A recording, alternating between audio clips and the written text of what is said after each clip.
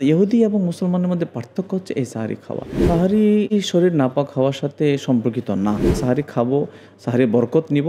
অনেক সময় দেখা যায় যে লেট করে ওঠার কারণে অনেকে না খেয়ে রোজা রাখে। তো সেক্ষেত্রে আসলে ইসলাম কি বলে বা নিয়মটা আসলে কি?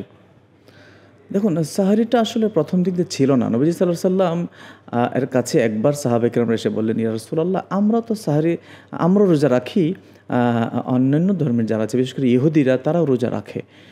এখন আমাদের রোজা তো একরকম হয়ে গেল। তখন নবী সাল্লাল্লাহু আলাইহি ওয়াসাল্লাম ইরশাদ করেন যে, ঠিক আছে, এক কাজ করো, আমরা এখন থেকে শেষ রাতে, অর্থাৎ ফজরের আগে, সূর্য উদয় হওয়ার আগে আমরা খেয়ে নিব, যেটাকে হাদিসের পরিভাষায় সাহারি শব্দ আসছে। অর্থাৎ আমরা সাহারি খাবো, আকলাতুস সাহার। এই সাহারি খাওয়াটাই হচ্ছে আল ফারকু বাইনাল মুসলিম ওয়াল ইহুদ। অর্থাৎ ইহুদি এবং মুসলমানের মধ্যে পার্থক্য হচ্ছে এই সাহারি খাওয়া। তো এই সাহারি খেয়ে আমরা রোজা রাখবো। এই সাহারির মধ্যে কিন্তু বরকত আছে। আর নবীজি বলেছেন, তাসাহহারু ফাইন্না ফিস সাহুরে বারাকা, তোমরা সাহারি খাও, কারণ সাহারির মধ্যে বরকত আছে। তো সাধারণত সাহারি খাই আমরা বরকতের জন্য। এখন কেউ যদি ভুলে সাহারিটা না খাওয়া হয়ে যায়, কখন এমন হয়, সেক্ষেত্রে রোজা অবশ্যই রাখবে এবং রোজা রাখার বরকতের মধ্যে তার কমে যাবে না, কেননা সে ভুলে গেছে। আবার এমনও যদি হয় যে ইচ্ছে করে ছেড়ে দিয়েছে সাহারিটা, কিন্তু রোজা তাকে অবশ্যই রাখতে হবে, সেক্ষেত্রে রোজাও হবে, কিন্তু সাহারির যে বরকত, সে বরকত থেকে সে বঞ্চিত হবে।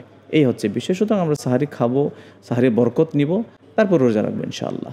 নাপাক অবস্থায় হতে পারে সেটা স্বপ্নদোষ কিংবা শারীরিক মিলন। ওই অবস্থায় আসলে সেহরিটা খাওয়া যাবে কিনা বা নিয়ম কি বলে আসলে?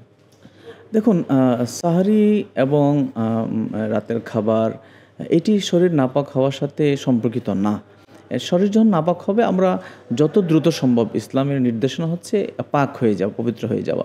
এবং এই পাকের সাথে রোজা না রাখা না রাখার ব্যাপার কিন্তু সম্পৃক্ত না।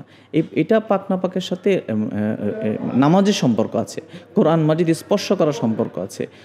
কিন্তু রোজা আপনি রাখতে পারবেন। ধরেন এমন হয়ে গেল যে আপনি সাহারি খেয়ে ঘুমিয়েছেন, কিন্তু হয়ে গেল, শরীর নাপাক হয়ে গেল, এক্ষেত্রে রোজার কিন্তু কোনো সমস্যা নাই। আপনি যত দ্রুত সম্ভব পাক হয়ে যাবেন, কিন্তু রোজা রাখতে হবে। আবার রাতে যদি এমন হয়েই থাকে, শরীর নাপাক হয়ে যায় বিভিন্ন কারণে, সেক্ষেত্রে আপনাকে কিন্তু যত পারেন দ্রুত পাক হয়ে যাবেন। যদি কোনো কারণে সেটি হয়ে না ওঠে, ইচ্ছা বা অনিচ্ছাকৃতভাবে, সেক্ষেত্রে সাহারি খাওয়ার ক্ষেত্রে কোনো বাধা নাই। সাহারি খাবেন এবং রোজা রাখবেন ইনশাআল্লাহ।